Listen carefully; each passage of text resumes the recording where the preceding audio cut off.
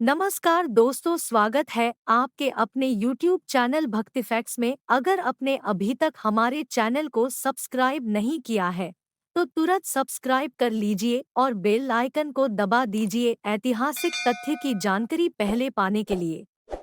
यूँ तो श्रीहरि भगवान विष्णु 24 अवतारों की कथा का उल्लेख मिलता है।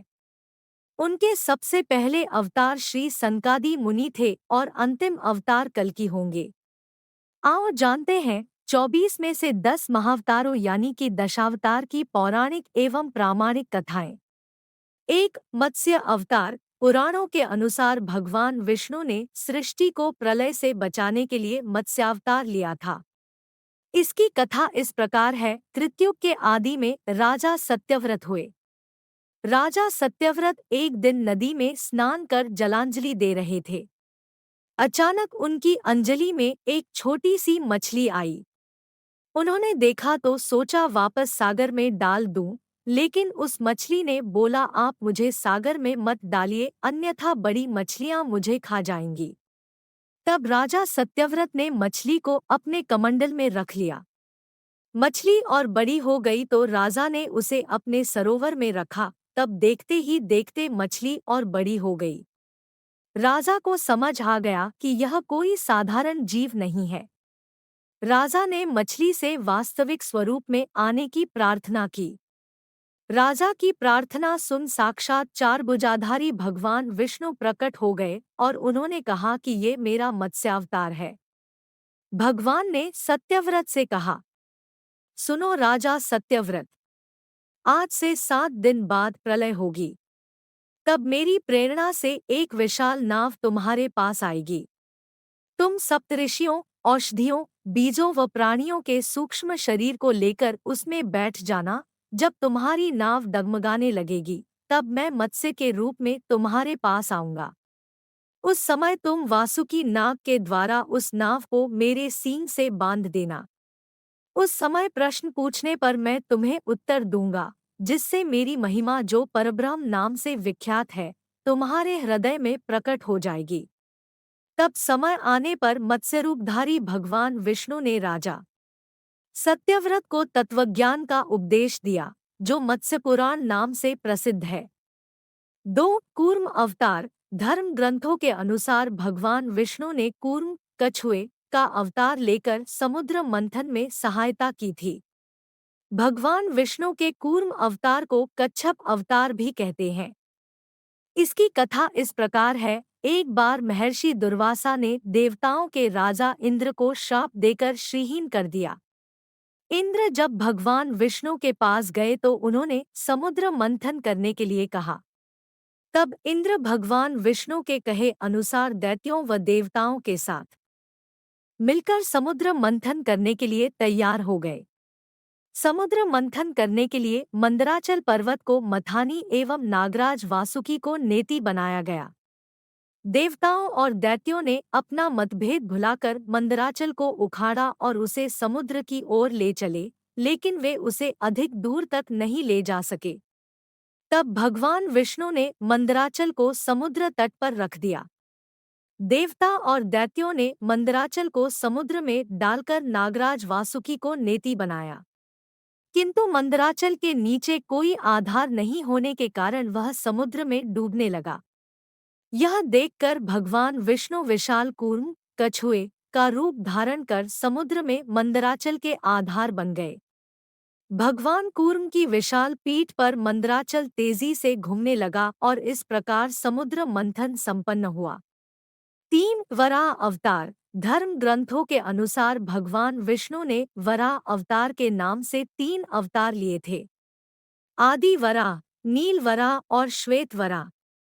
आदि वराह अवतार से जुड़ी कथा इस प्रकार है। पुरातन समय में दैत्य हिरण्याक्ष ने जब पृथ्वी को ले जाकर समुद्र में छिपा दिया तब ब्रह्मा की नाक से भगवान विष्णु वराह रूप में प्रकट हुए। भगवान विष्णु के इस रूप को देखकर सभी देवताओं व ऋषिमुनियों ने उनकी स्तुति की। सबके आग्रह पर भगवान वराह ने पृथ्वी को ढूंढना प्रारंभ किया। अपनी थूथनी की सहायता से उन्होंने पृथ्वी का पता लगा लिया और समुद्र के अंदर जाकर अपने दांतों पर रखकर वे पृथ्वी को बाहर ले आए। जब हिरण्याक्ष दैत्य ने यह देखा तो उसने भगवान विष्णु के वराह रूप को युद्ध के लिए ललकारा। दोनों में भीषण युद्ध हुआ। अंत में भगवान वराह ने हिरण्याक्ष का वध कर दिया। इसके बाद भगवान वराह ने अपने खुरों से जल को स्तंभित कर उस पर पृथ्वी को स्थापित कर दिया। 4. भगवान नृसिंह। भगवान विष्णु ने नृसिंह अवतार लेकर दैत्यों के राजा हिरण्यकशिपु का वध किया था।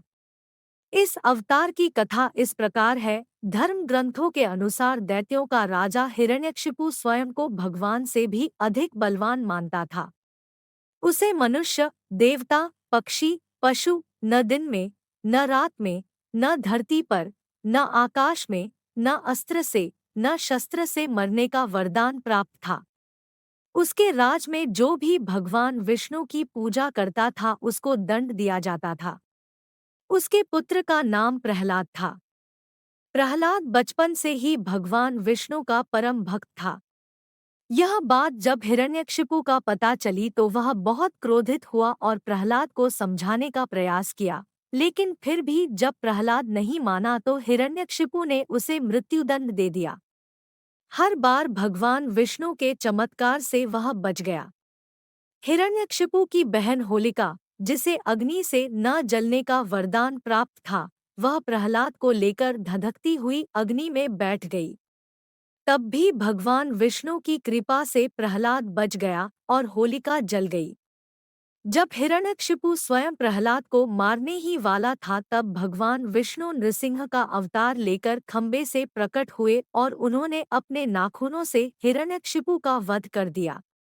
5. वामन अवतार। सत्ययुग में प्रहलाद के पौत्र दैत्यराज बलि ने स्वर्गलोक पर अधिकार कर लिया। सभी देवता इस विपत्ति से बचने के लिए भगवान विष्णु के पास गए। तब भगवान विष्णु ने कहा कि मैं स्वयं देवमाता अदिति के गर्भ से उत्पन्न होकर तुम्हें स्वर्ग का राज्य दिलाऊंगा। कुछ समय पश्चात भगवान विष्णु ने वामन अवतार लिया। एक बार जब बलि महान यज्ञ कर रहा था तब भगवान वामन बलि की यज्ञशाला में गए और राजा बलि से 3 पग धरती दान में मांगी। राजा बलि के गुरु शुक्राचार्य भगवान की लीला समझ गए और उन्होंने बलि को दान देने से मना कर दिया। लेकिन बलि ने फिर भी भगवान वामन को 3 पग धरती दान देने का संकल्प ले लिया।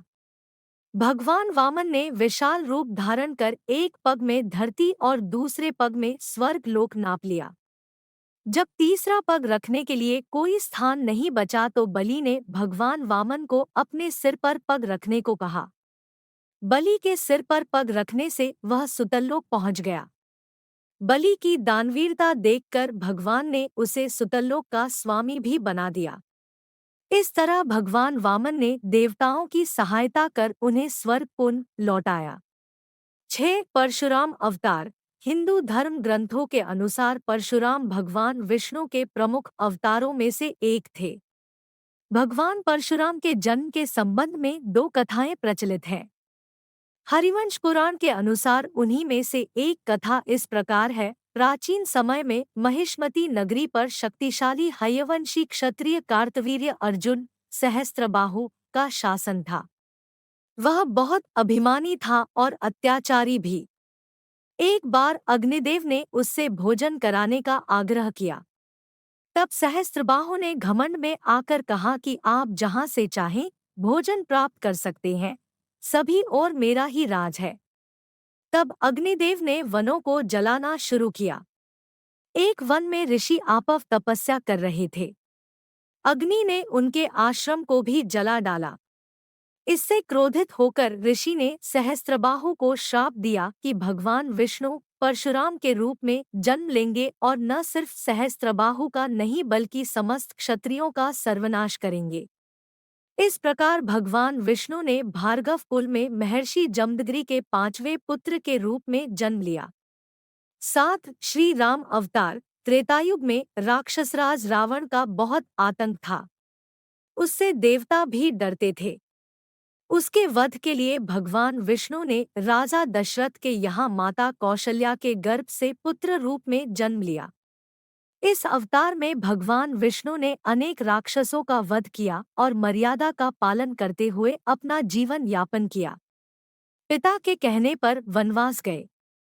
वनवास भोगते समय राक्षसराज रावण उनकी पत्नी सीता का हरण कर ले गया। सीता की खोज में भगवान लंका पहुंचे। वहां भगवान श्री राम और रावण का घोर युद्ध, जिसमें रावण मारा गया। इस प्रकार भगवान विष्णु ने राम अवतार लेकर देवताओं को भय मुक्त किया। 8 श्री कृष्ण अवतार। द्वापर युग में भगवान विष्णु ने श्री कृष्ण अवतार लेकर अधर्मियों का नाश किया। भगवान श्री कृष्ण का जन्म कारागार में हुआ था। इनके पिता का नाम वसुदेव और माता का नाम देवकी था। भगवान श्री कृष्ण ने इस अवतार में अनेक चमत्कार किए और दुष्टों का सर्वनाश किया। कंस का वध भी भगवान श्री कृष्ण ने ही किया। महाभारत के युद्ध में अर्जुन के सारथी बने और दुनिया को गीता का ज्ञान दिया। धर्मराज युधिष्ठिर को राजा बनाकर धर्म की स्थापना की। भगवान विष्णु का ये अवतार सभी अवतारों में सबसे श्रेष्ठ माना जाता है। 9 बुद्ध अवतार के संबंध में हमें 2 कथाएं मिलती हैं। पहली के अनुसार बौद्ध धर्म के प्रवर्तन गौतम बुद्ध विष्णु के अवतार हैं। बौद्ध धर्म के संस्थापक गौतम बुद्ध का जन्म कपिलवस्तु के राजा शुद्धोदन के यहाँ वैशाख पूर्णिमा को हुआ था। गौतम बुद्ध का जन्म नाम सिद्धार्थ था। कुछ घटनाओं को जानकर उन्हें वैराग्य प्राप्त हो गया और वे सन्यासी बन गए। वाराणसी के निकट सारनाथ में महात्मा बुद्ध ने अपना पहला उपदेश 5 पंडितों साधुओं को दिया, जो बौद्ध परंपरा में धर्मचक्र प्रवर्तन के नाम से विख्यात है। महात्मा बुद्ध ने तपस एवं मल्लक नाम के 2 लोगों को बौद्ध धर्म का सर्वप्रथम अनुयायी बनाया, जिन्हें शूद्र माना जाता था। बौद्ध धर्म ने वर्ण व्यवस्था एवं जाति प्रथा का विरोध करता है। वैशाख पूर्णिमा के दिन बुद्ध का जन्म नेपाल के लुम्बिनी वन में ईसा पूर्व 563 को हुआ। उनकी माता अपने नहर देवदह जा रही थी, तो कपिलवस्तु और देवदह के बीच नौतनवा स्टेशन से 8 मील दूर पश्चिम में रुक्मिंदेई नामक स्थान के पास उस काल में लुम्बिनी वन हुआ करता था, वहीं पुत्र को जन्म दिया। इसी दिन पूर्णिमा 528 ईसा पूर्व उन्होंने बोधगया में एक वृक्ष के नीचे जाना कि सत्य क्या है, और इसी दिन वे 483 ईसा पूर्व को 80 वर्ष की उम्र में दुनिया को कुशीनगर में अलविदा कह गए। दूसरी कथा के अनुसार भगवान बुद्धदेव का जन्म गया के समीप कीकट में हुआ बताया गया है और उनके पिता का नाम अजन बताया गया है। यह प्रसंग पुराण वर्णित बुद्धावतार का ही है। एक समय दैत्यों की शक्ति बहुत बढ़ गई। देवता भी उनके भय से भागने लगे। राज्य की कामना से दैत्यों ने देवराज इंद्र से पूछा कि हमारा साम्राज्य स्थिर रहे, इसका उपाय क्या है। तब इंद्र ने शुद्ध भाव से बताया कि सुस्थिर शासन के लिए यज्ञ एवं वेदविहित आचरण आवश्यक है। तब दैत्य वैदिक आचरण एवं महायज्ञ करने लगे, जिससे उनकी शक्ति और बढ़ने लगी। तब सभी देवता भगवान विष्णु के पास गए। तब भगवान विष्णु ने देवताओं के हित के लिए बुद्ध का रूप धारण किया। उनके हाथ में मार्जनी थी और वे मार्ग को बुहारते हुए चलते थे। इस प्रकार भगवान बुद्ध दैत्यों के पास पहुँचे और उन्हें उपदेश दिया कि यज्ञ करना पाप है। यज्ञ से जीव हिंसा होती है। यज्ञ की अग्नि से कितने ही प्राणी भस्म हो जाते हैं। भगवान बुद्ध के उपदेश से दैत्य प्रभावित हुए। उन्होंने यज्ञ व वैदिक आचरण करना छोड़ दिया। इसके कारण उनकी शक्ति कम हो गई और देवताओं ने उन पर हमला कर अपना राज्य पुनः प्राप्त कर लिया। 10 कल्कि अवतार धर्म ग्रंथों के अनुसार भगवान विष्णु कलयुग में कल्कि रूप में अवतार लेंगे। कल्कि अवतार कलयुग व सतयुग के संधिकाल में होगा। यह अवतार 64 कलाओं से युक्त होगा। पुराणों के अनुसार उत्तर प्रदेश के मुरादाबाद जिले के शंभल नामक स्थान पर विष्णुएशा नामक तपस्वी ब्राह्मण के घर भगवान कल की पुत्र रूप में जन्म लेंगे।